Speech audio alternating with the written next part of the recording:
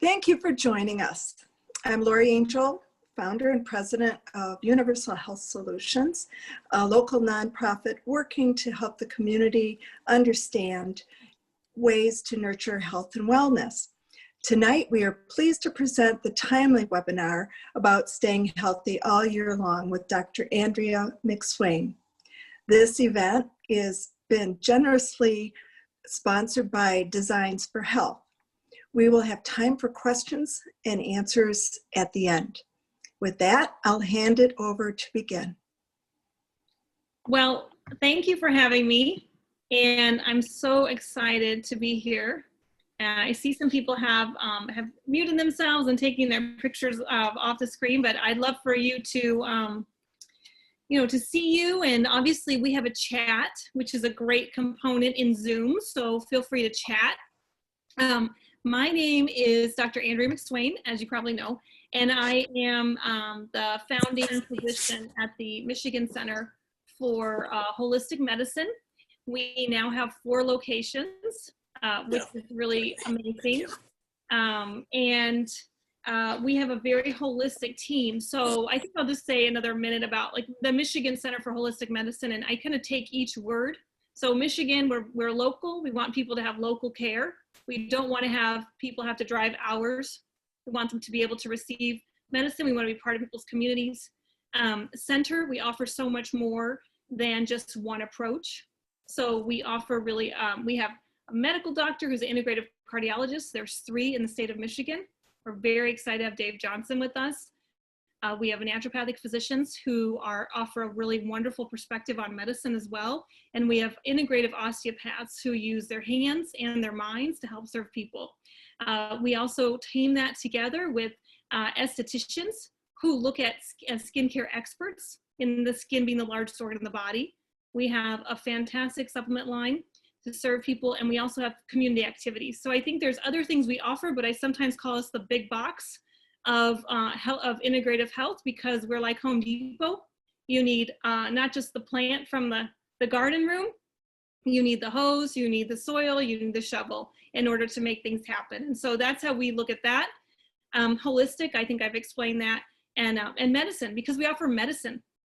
We offer excellent, not just standard of care. Nobody wants a C-level quality when it comes to medicine. So we offer exceptional medicine, and that is why it is part of our practice. So our providers are looking at approach of dis-ease and as well as ease. And that's what we're going to talk about as I go into today, which is understanding some guiding principles that I believe are really important in medicine. And one of them is you have the inherent ability to heal. And you have to believe you always have the inherent ability to heal. That healing is a two-way street and they don't just exist in a state of dis-ease or an absence of dis-ease. There is a place of healing and wellness. And those are some really important guiding principles in that we're going to focus on today. So you also have control over your health. Very important guiding principle. So I am going, and here's another fun guiding principle that I love, which is it doesn't have to be hard. And, I want you to take a pause there, because it doesn't have to be hard, right? We are physical bodies, vessels. We have a mental, emotional, and spiritual component that manifests through our physical selves. And we have the opportunity to have an amazing life as we exist on this planet. And it doesn't have to be hard. So healing is within us. We're very capable of doing it. And that's what I want to walk you through today. And all throughout this, I want you to realize that I'm going to be incorporating ways for you to have healing throughout your day, in every moment, connecting with yourself and understanding how patterns are developing in your life, with an emphasis in creating ease. So with that, I would like to open by saying that I want you to have 2 techniques that really work on us more than just our physical selves, and something you can employ as we look at health all year long. So the first one, if you'll do this with me, and what it really does is it helps you organize your optic sensation and help you communicate with what you're visually seeing and your visual intake. So part of your physical presence, your visual presence, your environmental presence, and it helps you integrate that into balancing your central nervous system. So if you will close your eyes, and in this, I would like you to think about your chin being over your sternum. So very balanced in the center as that feels comfortable for you. And then you rest your hands and then take your eyes with your eyelids closed and move your eyes only to the right. And keep them there for approximately 3 breaths of an inhale of 5 in and 5 out. Again, keeping your eyeballs focused to the right.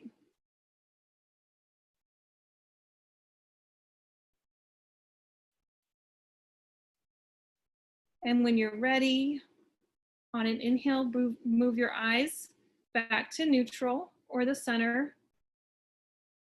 Take a breath in there, out, and inhale. And then on the exhale, move your eyeballs to the left. Take 3 breaths there.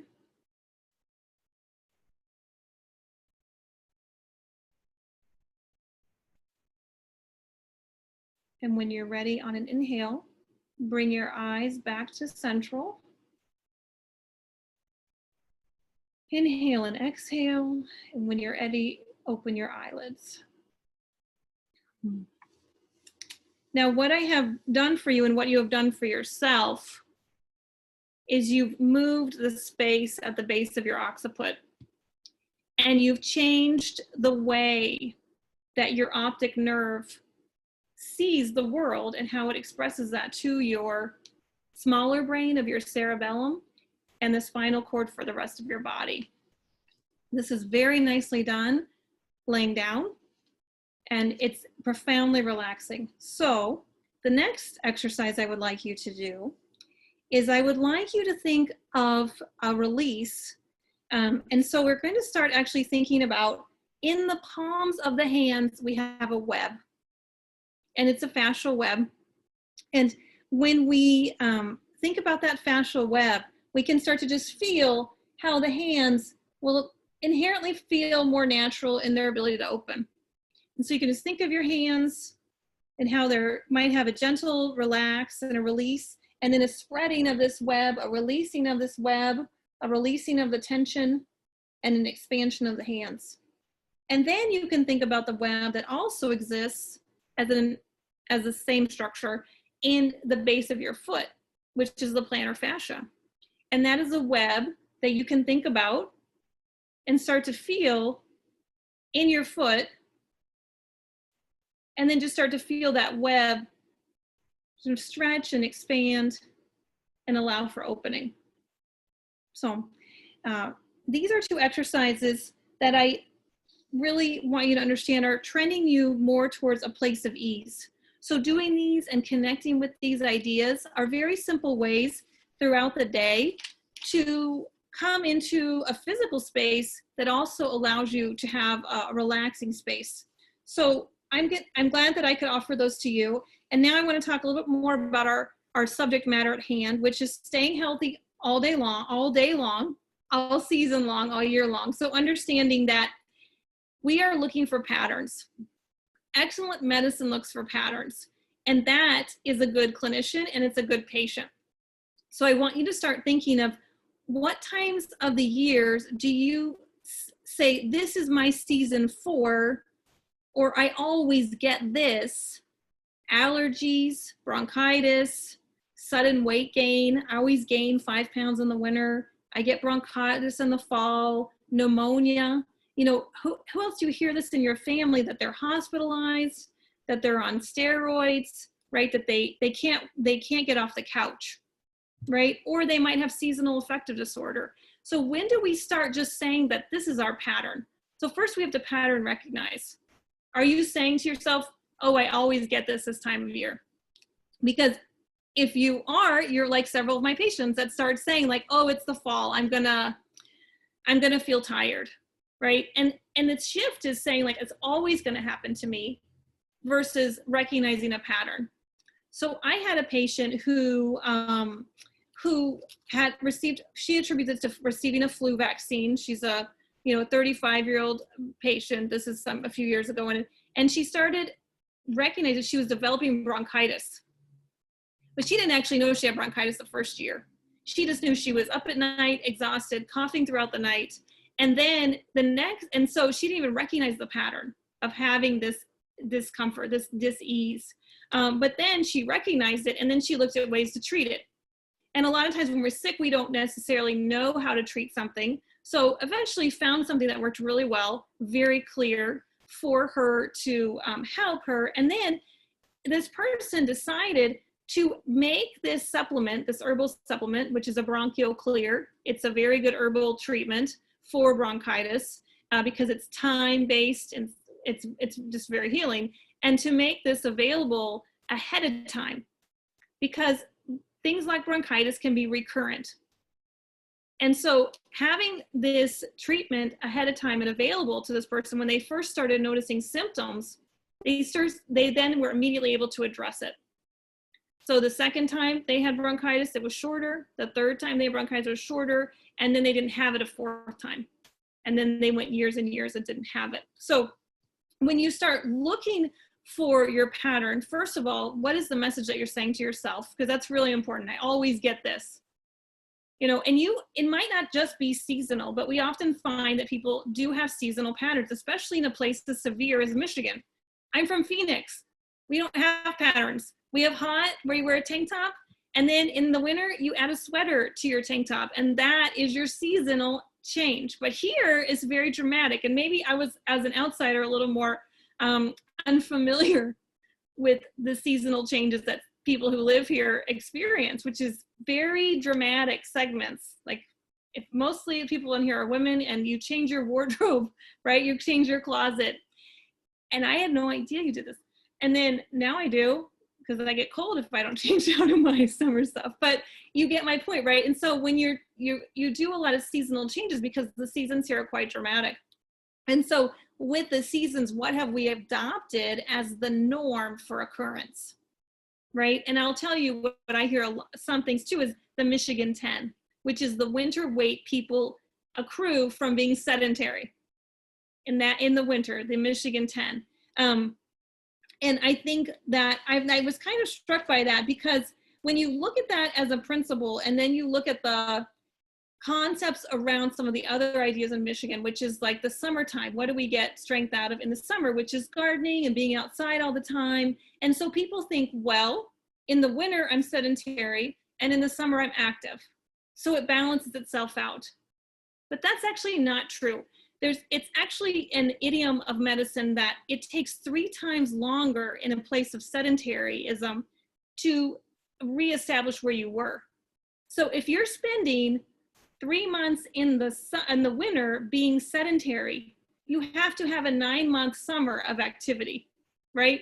In order to be at even ground. So that's not exactly a balance. So the sedentary lifestyle that can happen and settle in, because it's very, very cold here in the winter, it doesn't get compensated for by the patterns in the summer.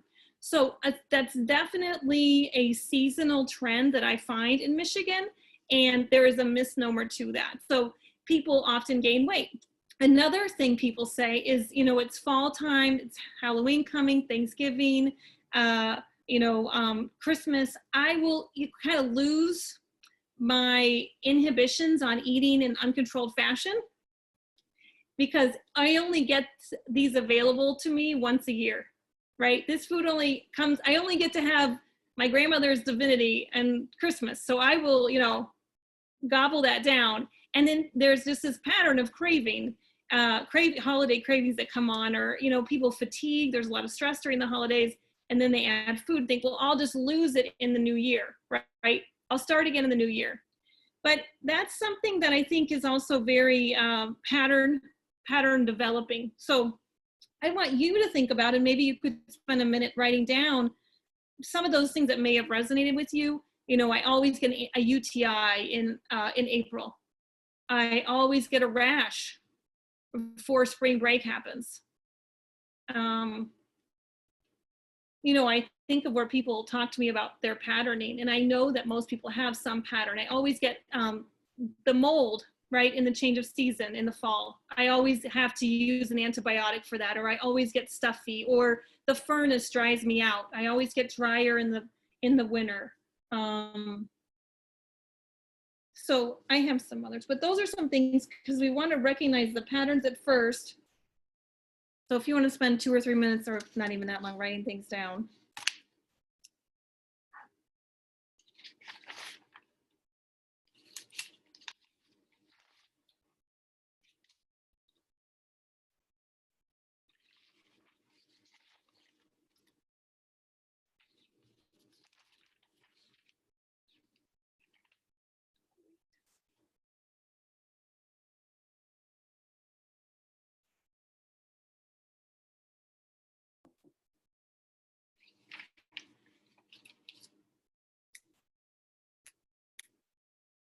Okay.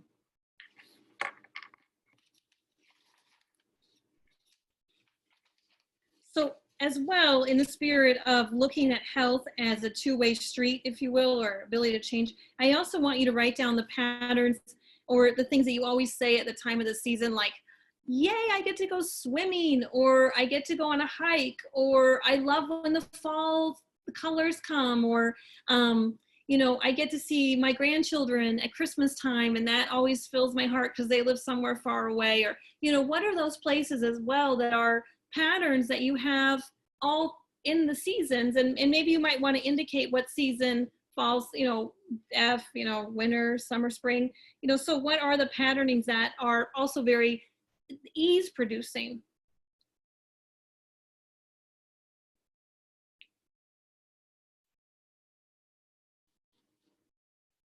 Just take a minute for that.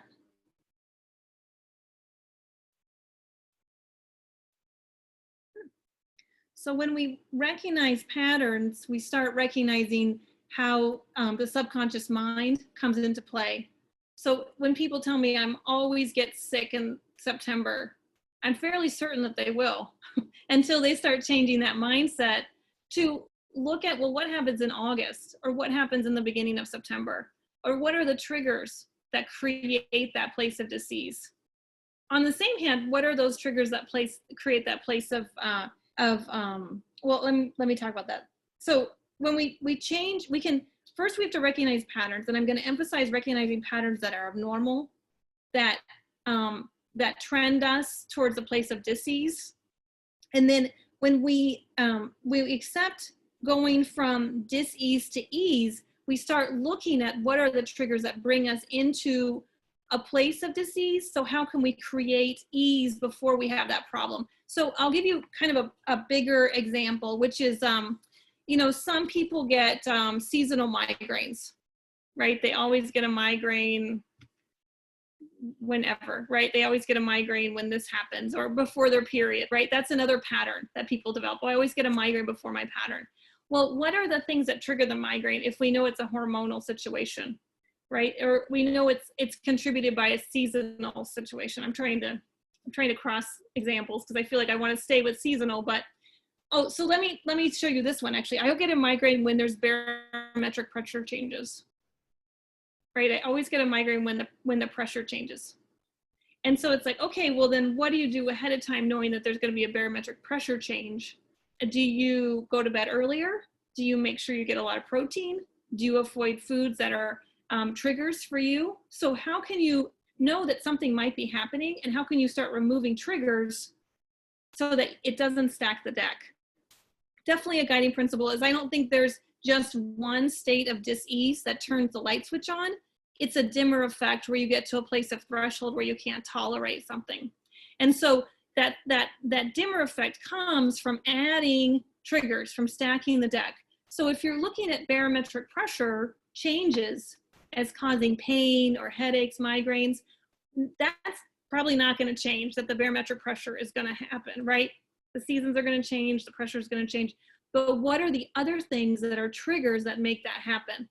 Well, if you slight yourself a little bit on sleep, or on hydration, or if you have a little bit too much coffee, or maybe wine doesn't really support you, you can be have a higher proclivity to a migraine or a headache if you have a little bit of wine. So how can you adjust the things and get that dimmer switch down, knowing that the barometric pressure is still going to happen, just like the seasonal changes are still going to happen. So, you know, so once we accept that we've recognized a pattern, we want to change that pattern if it's abnormal, if it represents dis-ease, then we start implementing prevention tactics.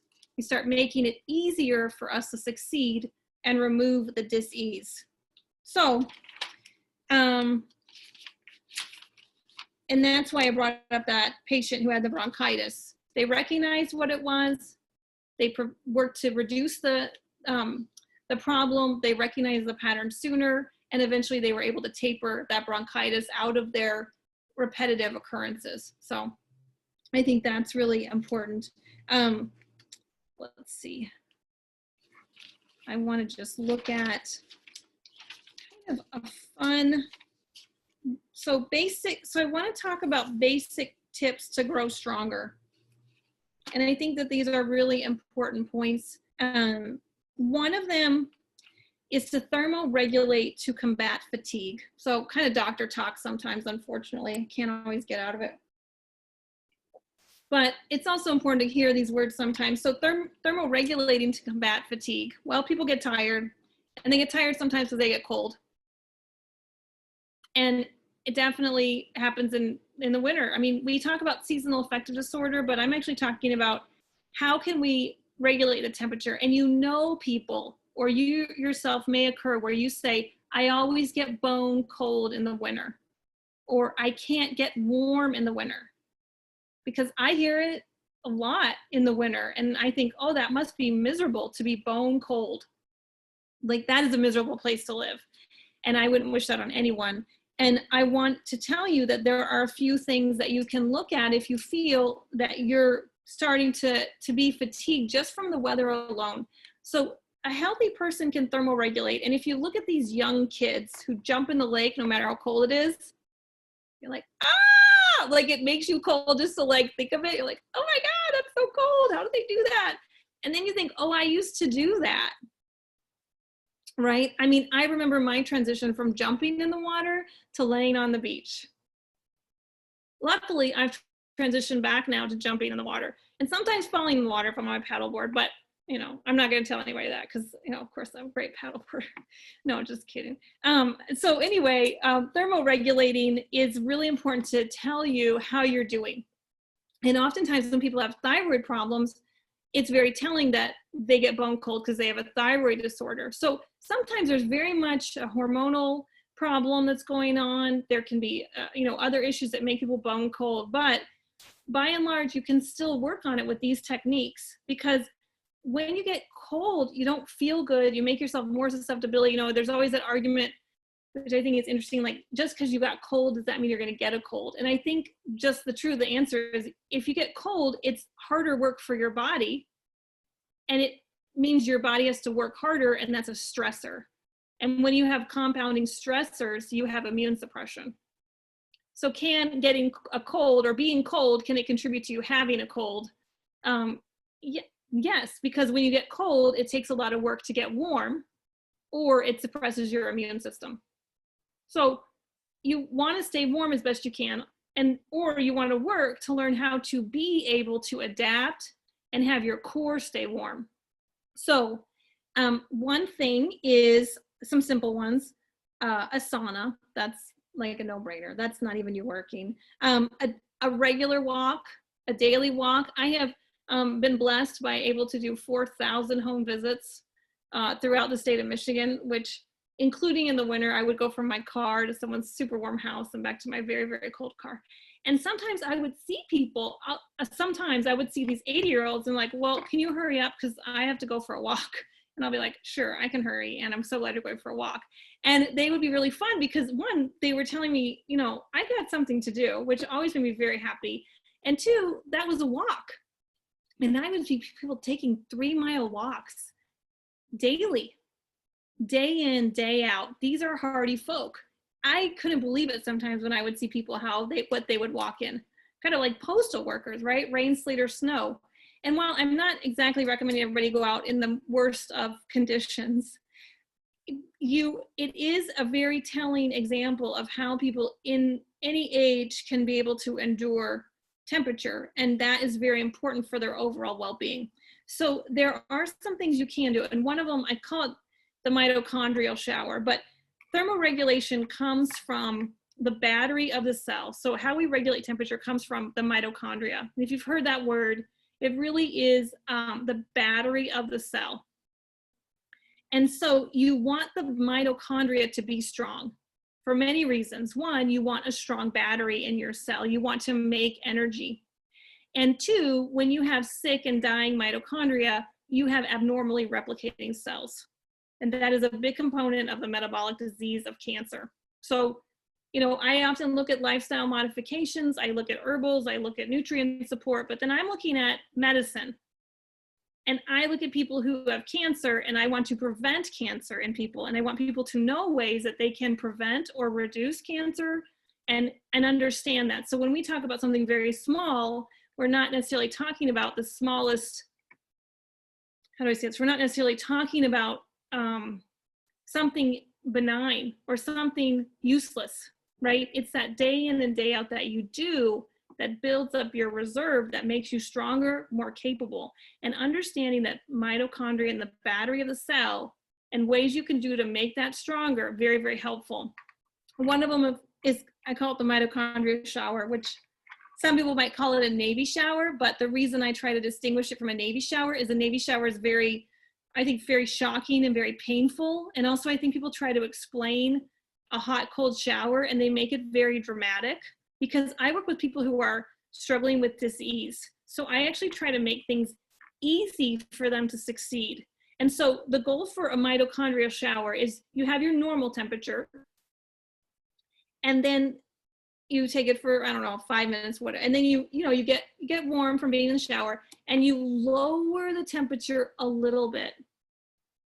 And you put that lower temperature in your armpits and on your abdomen, but 100% not on your lower back. Do not put cold water or cooler water on your lower back. That is where your adrenals live. And that will make you very drained. So you have your water, it's a little bit cooler. You have it on your armpits and your belly for about a minute, and then you go back to your preferred temperature. And you might repeat that a minute, but most likely you won't, and that's okay. And then a week later, you'll come back in the shower and, just edge that temperature just a little bit down so it's still very tolerable, but it's a little bit cooler. And then go back to your preferred temperature. And as you do this, you'll be starting to accommodate your body to regulate itself with a more dramatic variation in temperature.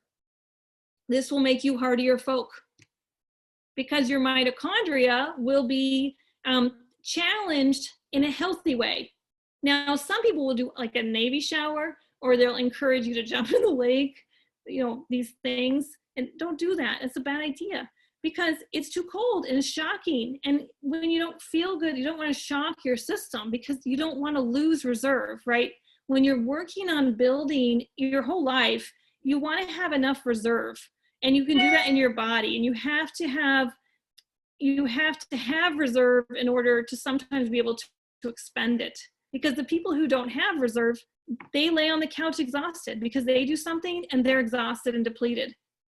Challenging yourself and using a little bit of your reserve is much different than becoming depleted and then having an expectation that you can continue to do things. That's different. My patients, sometimes they say, I can't do anything. I do anything and then I can't do anything. And I'm like, okay, that's depleted. But then they say, oh, I don't know. People start getting better. They're like, oh, I don't know. I feel really bad. I worked in the yard all day yesterday and I was tired when I went to bed. And I was like, well, that's actually being normal, and then they went to bed, they had a good sleep, they woke up, they felt better. But they're like, oh, I was so tired yesterday. I'm like, yeah, because you worked. And that's okay, because you had reserve, but they're afraid. And so I don't want you to be afraid. And one of those ways to do that is just really start getting the mitochondria as strong as you can, and then stronger. And so you might find something might be a little fun, and it's a little cold now, but it is a little fun to get those shoes off when you're at the park, you know, even in 60-degree weather, the grass is still okay. If the sun is bright, take your shoes off. And if you're by a lake, dip your toes in the lake and see how you do. You know, your toes are going to be okay. And you start to get used to these little things that are little challenges and fun. But remember, it's a lot also about being how kids are. You know, if you follow kids, they might see something's cold, but then they still want to do it. So if you have that usefulness and that vitality, that's going to help you appreciate the changes in the season without being afraid of them and without getting into the pattern of dis-ease. Right now, we're looking forward to something. Now there's a joy in these changes of season. So another thing I like to think about is eating with the seasons. And I think that's a really helpful consideration because I struggle sometimes with hearing the challenges that people have with food. One, we're given a lot of bad information because food is an industry where people have shareholders. So just to be clear, the Michigan Center for Holistic Medicine doesn't actually have shareholders. People can run good companies and do good things like farmers and farmer markets and offer you good produce. But when you get into situations, sometimes there's very good companies out there. There are very good companies. But sometimes you get into situations where the shareholder is more important than the person. And unfortunately, that's a lot of our food industry. So you're not actually getting good quality food. And then you're getting messages from the food industry on what you should eat. Well, I can tell you they're going to be promoting things that are processed, that they make for cheap, that they sell for more because that's what they want you to buy because it has a wider profit margin. And that's the truth about food. And so when we think about food, we have all this misinformation. But I'm going to tell you some very simple things about food. There's 3 macronutrients. There's proteins, there's fats, and there's carbohydrates. None of them are an enemy. We live with all of them. We need all of them. But sometimes we need them a little bit differently depending on the season or our own individual needs. But I'm going to kind of break up some information about each of those little macronutrients so you can understand just kind of how they fit you. So in the summer, when there are fruits and vegetables plentifully available, those are carbs. And they fuel us simply, and they give our fuel to our muscles, and they are good for us. And we might be a little bit carb heavier in the summer because we might be eating a little bit more fruits and vegetables. It's a simple nutrient. It's simpler for us to get in and get used than fats and proteins. So for people who have a tendency to eat more garden fare in the summer, that is good. That is fine, right? Now, if people are extremely fatigued, they might have a different need in the summer, but by and large, if we're eating and looking at the summer, or the seasons rather, we might be eating more fruit and vegetable in the summer because they're available to us. And that's okay. We want simple fuel. We want fuel that we can process, fuel that goes to our muscles, fuel that we use. So, and then we look at, okay, well, if you say that, what are we looking at in, kind of that fall, winter, season, springtime? Well, we're often looking at squash, apples, onions, and we're looking at some meat, a little bit more meat, because that's what's available to us. And obviously, we have a huge grocery store, we can buy whatever we want, but if we actually look about eating a little more connected to our earth and the rotation of the seasons, you can see that what's going to be plentiful for you in the fall, the winter, and the spring is your apples, your onions, your squashes, and a little bit more meat. So you're looking at things that help you. First, the fruits and the vegetables that I just explained are a lot about keeping your liver going and cleaning out your liver, because meats are a little bit heavier to process. You might have more creams and butters, things that are fatty, or things that kind of that feed your mitochondria a little bit easier. So people who are fatigued really love fats, proteins, because they feed your mitochondria a little bit better. But if you start thinking about the winters come. So what feels good for me to eat? Now it's, I'm kind of also kind of saying that and making sure people recognize that, there's a lot of patterning in the winter because there's so many holidays in the winter, right? So yes, there's things you like to eat, and then that's good for your body. And then there's things you like to eat because there's a lot of social memories around them and social components. And again, you don't have to be afraid of those things necessarily. You just have to welcome them with a love and embrace that they might incite a memory, but you don't actually have to eat them. And you don't have to eat them in a large quantity to have that memory, right? When you have food and you have a memory with that food, and that's okay. My grandmother made divinity. I never see divinity. When I see divinity, I'm just like, oh, my grandmother used to make that, and I'll have a piece and I enjoy it, right? Because nobody makes divinity. It's so cool. But I don't have to embrace that aggressively. So, you know, how we eat in the seasons can be very helpful to understand. And then another principle I want to talk about is preserve your sleep. So, ironically, well, I don't know, ironically, but principles of preserving your sleep is actually, I'm going to tie that into actually creating a narrow eating window. So, when we eat, we don't have to eat the whole day. We can actually eat just in a window. And when we do that, we make the gut work, but then we give a lot of time for the gut to rest. Because the gut is an organ that needs to rest. It isn't a 24-hour-a-day tube that allows us to just keep pumping stuff through it. It actually is an organ, and just like our brain needs to rest, our heart needs to rest, and you know, all these things, they need a component of rest.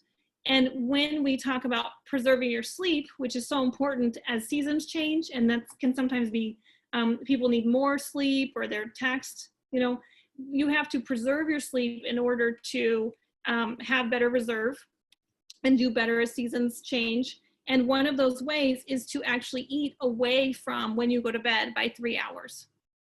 And this is clearly outlined in Dr. Bredesen's protocol on the end of Alzheimer's, which is an amazing book if you haven't read it, The End of Alzheimer's. But he talks about, and a lot of people have started talking about, give the gut time to process before you go to bed so that you can help your other organs process while you're sleeping. And if your gut is full when you go to bed, your body has to work to process that food. So better to process that food away from your sleep time. Preserving your sleep is a really important concept to help you transition, again, from the patterning, the abnormal patterning. So even though I'm talking about food, I'm actually talking about sleep. And then narrowing your window oftentimes is a really good way to just give your body a time to heal. So a window is like 11 a.m. to 7 p.m. And you eat in that window of time, and then you don't eat outside of that window. And if it's 10 to 7, or if it's not every day, that's okay. But if you're struggling to preserve your sleep, then make sure you're not eating 3 hours before you go to bed. And 3 hours is a good principle, but you do the best that you can. Secondly, and I think this is amazing, actually, there's some old literature, I mean, hundreds and hundreds of years old, before electricity, because electricity really changed everything. But especially in Michigan, oh my gosh, like it's dark here for a really long time in the winter. I mean, I could not live in Alaska, but even in Michigan, it's really dark really early, and it's really dark really late into the morning. And there are you'll find some, if you look, you'll find some research that talks actually about 2 sleeps. So some people would sleep early, and then they would wake up and they'd have a period for a few hours, and then they would go back to sleep for 4 hours. If you find yourself in a double sleep, you know, that might be normal for you. That just might be what you're doing. And if you're doing that and you feel okay, that's okay, because you're listening to the patterning of your body. If you're doing it and it's exhausting you, then you want to look at some other things that are going on. But a double sleep in the wintertime is an unusual concept. And I think people, they tell me about it, and they're like, oh, I go to bed so early in the winter, and then I just wake up for a few hours, and then I go back to bed. And I sleep for, 4 hours, and then I feel fine.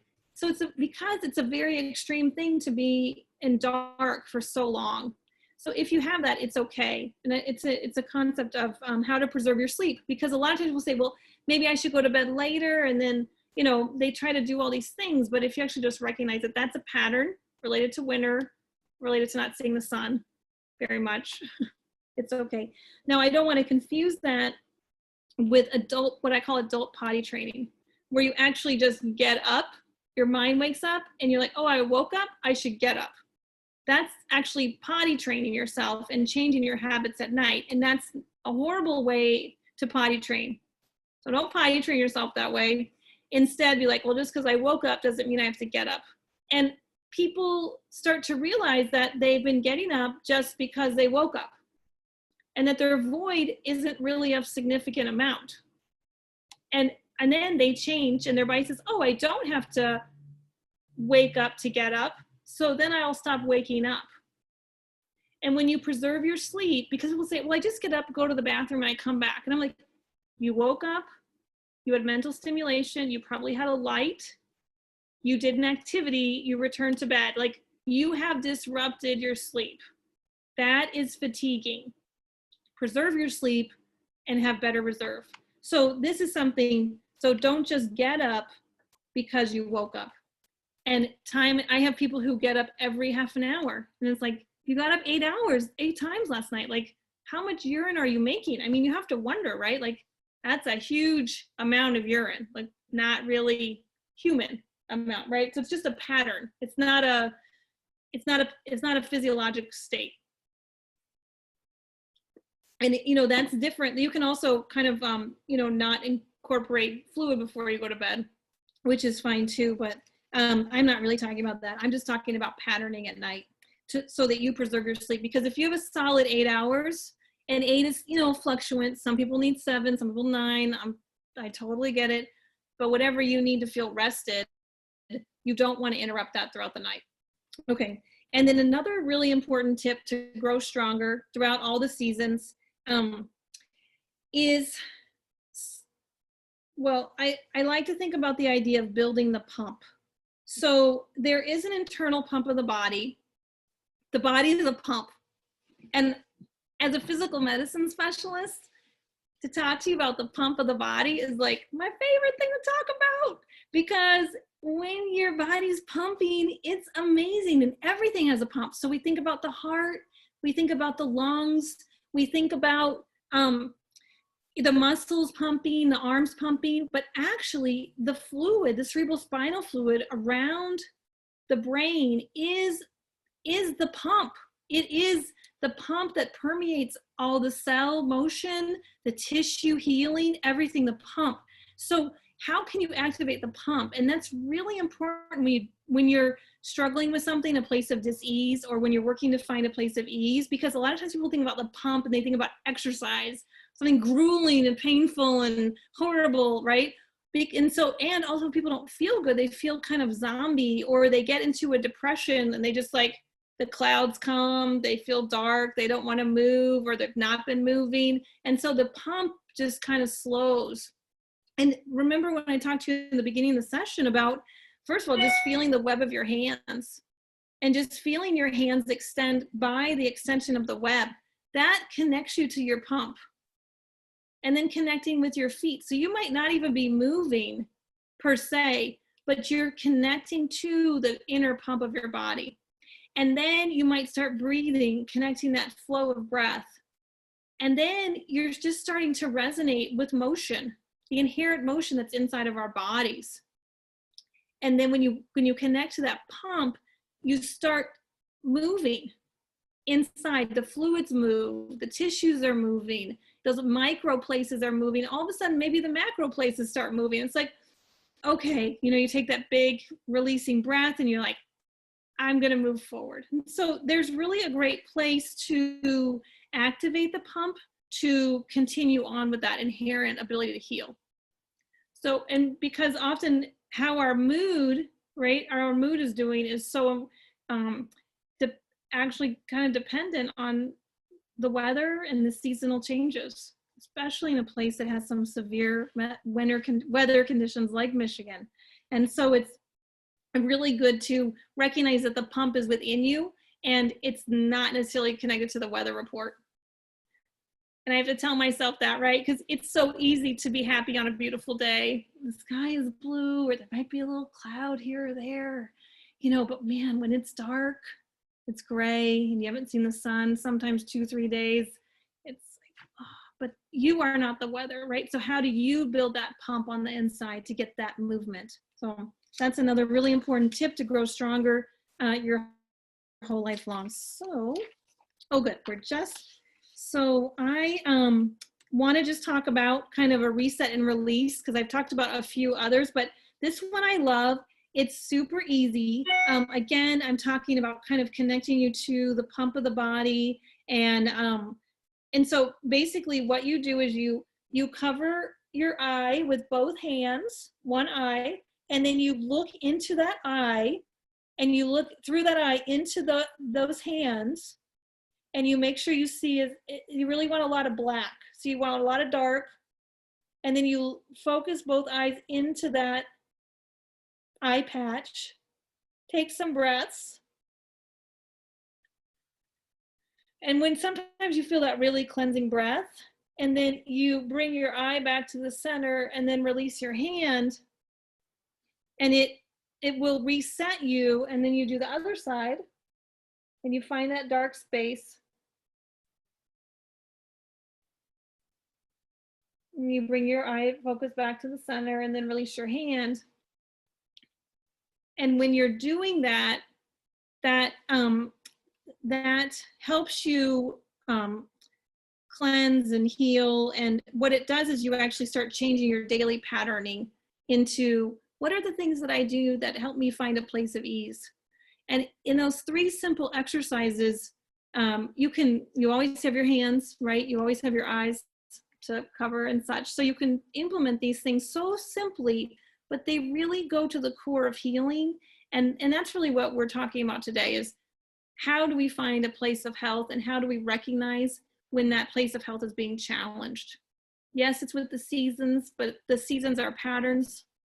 And what are the other patterns that you see in your day and in your life that you can find a place of ease so you enjoy your life more fully? And so that is what I wanted to talk to you about. And I hope that there are questions. And I know Dr. Peterson wants me to talk about something for the clinic really briefly too. So I'd love if everybody opened up and asked questions. I don't know how that's formatted. Oh, Sonia. Could you repeat the eye thing? I got where you cover the eye, but is this eye closed? It's not. It's actually focusing into the dark patch as well, because you're at that point, you're no longer really seeing. You're actually kind of going into the optic nerve. Okay. Yep. And then you want to bring your eyes back to neutral. So then you are using both eyes, and then you're releasing. Okay. Thank you. Thanks for coming tonight.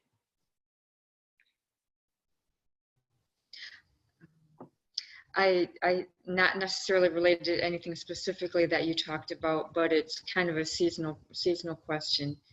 As far as doing preemptive activity to prevent something that typically happens, like flu season, I hear a lot of public announcements and stuff to get a flu shot. Do you have an opinion on that?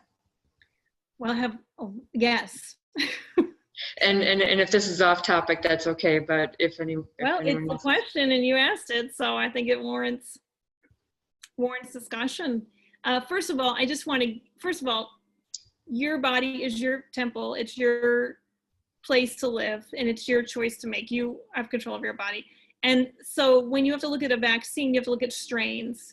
And when you mass produce strains for the fall flu season in the United States, they come from a variation of strains that occur in China 6 months prior. So those strains that are in China in April, the CDC looks at the few primary strains that are present and mass replicates those. But the unfortunate thing is, by the time it comes to the United States in the fall, there's really about a 40 to 60% of those strains are the primary strains that your body will actually encounter in the environment. So you are receiving approximately 50% of the strains in a vaccine that you would not see in the natural environment. So that is one thing. Another component is mechanism of delivery. So mechanism is very, if you get the flu as a strain from the environment, it would come through your nose or your mouth, right? That would be your mode of transmission. A flu vaccine that is injected is going very internal. And one thing I wanted to talk about a lot, but I'm really nuts about the musculoskeletal system as like your first line of defense, and then your organs are much deeper. So if you are doing something at the musculoskeletal level, you can help your internal organs. But if you're penetrating the musculoskeletal system and you're getting deeper than that, then the level of dis-ease is more severe. So that's a discussion about like when people have injections, what is going on deeper, because that's going into the blood supply, and a lot of times it's going into the lymph nodes, and then there's stagnation in lymph nodes, which is of course our garbage cans throughout our body. So I want you to have kind of those pieces of information, because I think they're valuable for people to make decisions that are in the best interest of themselves. So, yeah. And then of course, if people make those decisions, and let's say someone, whether or not someone chooses the flu vaccine or not the flu vaccine, you still have a susceptibility to viral exposure. And I think when people receive a virus, the idea is that their body's been challenged and their immune system is working. It's not inherently horrible to have your immune system working, or also to be challenged a little bit. In fact, that is what happened a few years ago with the flu, where there was a very severe strain that was morbid or there was a larger case of deaths due to this severe strain. And the problem for a lot of people was that they had received vaccination, and so they hadn't been insulted by some smaller strains. And so then they got this whammy, and the immune system was totally caught off guard. So, you know, someone comes to me like, I got a flu and I got the flu and I threw up. And I'm like, well, yeah, you got a virus. Like, we live with viruses, we live with bacteria. If you puke and have diarrhea for a day, yep. I mean, you know, these things happen. It's like, yep. You know, I'm not afraid of these things. Like, I don't want people to never have a challenge. And I think we get, like, sometimes I get sick and people are like, oh, I can't believe you're sick because you have all this stuff and da da da da. And I'm like, you know, yeah, I'm gonna get sick every once in a while. Like, it's gonna be very short-lived and I'm gonna take care of it, but every once in a while something gets me, and I'm cool with that because my immune system is like, okay, let's do it. And, you know, so that is what happened with those cases, where there just wasn't an opportunity for the immune system to kind of build up a defense, because the immune system has to be really strong. It's got a lot of work to do. Yeah, so, you know, but in any case, there's ways to address that, right? So like we, you know, what do we do at our clinic? I think that's a really important conversation. Some of you know what we do, and I'm really happy that you're here. And then others are just, you know, what do you do in the community that's so unusual? First of all, we offer great medicine. That's our base. But second of all, we just look at how to help the body heal. And so we do things like, you know, the infamous liver cleanse, right? So people say like, well, liver cleanse, like that's just, I had a mentor, he's like, he wrote on Facebook, he's like, if you're doing the liver cleanse, you're just throwing away your money and da da da. And I was like, are you kidding me? My liver needs to be cleaned out. Like, I took birth control pills for a while, and like I have used plastics in the microwave. I'll admit it, it happened before I knew. And you know, it's like, so I have estrogen metabolites in my body clogging my liver. Yes, I want to use something that's herbal, that opens the back door of the liver, helps the colon release, then opens the front door and helps toxins come through, because I have a system of elimination in my body, and I want to make sure that my system of elimination is working. Because I will tell you, people come to our practice and they have loaded with good quality nutrients, but all their back doors are closed. They are not getting rid of waste. And so we actually look like rock stars, which is fine with me, but we do things like a liver cleanse, and we do things like a body treatment that helps with lymphedema and just that fluid that holds into the tissues. And we use our medical experts, estheticians, you know, our medical estheticians, to move toxins out of the skin, because the skin is an organ of elimination. You know, we use the body the way it can work naturally to give us fantastic results of feeling good. So we're actually offering a liver cleanse that's coming up. We do it twice a year because we like to make sure people don't have holiday cravings. We like to make sure people don't add the Michigan 10. And it's a 7-day cleanse where people have a group. And I think that's really important when you have a group to do this with, because it's, and also I would say, like, it doesn't make you want to kill your spouse, which obviously you don't want to kill your spouse. But, you know, when you do cleanse, sometimes people think about this, like, really, like, emotionally cathartic, like exhausting psychologically. And like, oh my God, who would do that to themselves? Like, no, we want something that, like, yeah, you're taking, it's like spring cleaning for your body. It's not horrible, right? It's like you have a few days where you kind of work it out a little bit, and then you learn the other 5 days how to just keep moving the toxins through and really learn how it feels to have toxins removed out of your body. It's amazing. We do it twice a year. We might end up doing it a few more times, but we do it to get people ready for the holidays. And I'll tell you, our patients have been like, I don't look at a tray of cookies and be like, how much can I fit in my mouth at one time? They're instead like, oh, I love the holidays. I'm going to have a little nibble of this. And just start connecting to the holidays with more enthusiasm and joy, and not feeling like they're out of control. Because a lot of the holidays have a lot to do with stress and being out of control. So that's why we offer it then before the holidays get started. And then we offer it in the spring, because you have to clear out before the summer comes, because the summer is the most amazing time in Michigan. And you really want to do the things that you love to do. So get rid of the waste and spring clean, and then go into the summer amazing. So we have that. And then, I don't know, Kelly, if you want to highlight something else as we wrap up in these last few minutes while you're eating. I know. Sorry, I'm eating Brussels sprouts would be proud of me. I'm so proud of you. I'm not sure exactly if what you would want to offer, Dr. McSwain, or I can just throw something out there, but we recently released our own private label supplement line, and there are some really awesome products on there, and we actually have a immune support kit, which is a really, really nice thing to have at home, you know, as we do enter, since we're talking about cold and flu season. We actually put together some of our favorite immune support supplements, and then it comes with doctor recommendations. And so I think what we can just offer to everybody on the call is we can do 15% off for, you know, all of our online store supplements, and I can send Maria that code as well, and we can send it out to the crew. And then I know Designs for Health has also offered 15% off all of their products for anybody that is on this call that's a practitioner, because Designs for Health is a direct to practitioner line, which means that it's sold just to practitioners. And then you can get Designs for Health through the clinics that carry it as well. So if you are a practitioner on the line, I know that code will be coming your way as well. And a huge thank you to them for sponsoring us. And we use Designs for Health quite a bit in our clinic as well. So we're really grateful for them being a part of this as well. And that's that. And if you want to find out more about our clinic, we have one of our health coaches, Andrea Hopp, actually offers a 15-minute discovery call.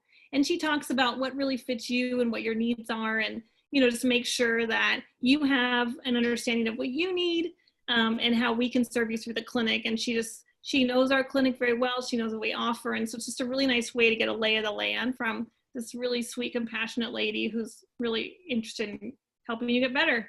So thank you so much for having me tonight. It's really been my honor to speak to you all, and I've enjoyed it. I hope there's some practices that, you know, you can just start helping you enjoy your life more. So thank you so much. Thank you.